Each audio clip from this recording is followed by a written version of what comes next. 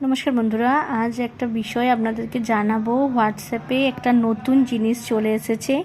এই যে পিঙ্ক আর ব্লু রঙের যে আর একটু গ্রিনিশ ভাব রয়েছে যে সার্কেল মতো অংশটা, এটা হলো মেটা এআই।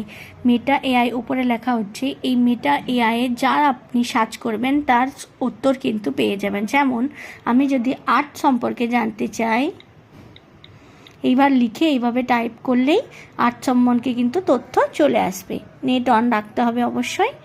তারপর দেখুন সমস্ত এই যে কিছু টাইপ করছে ওরা, আর্টিস্ট, থার্ড প্ল্যানেট, এরকমভাবে সমস্ত তথ্য, যদি কোনো অচেনা তথ্য থাকে এরকমভাবে সার্চ করলে কিন্তু আপনারা সবাই পেয়ে যাবেন।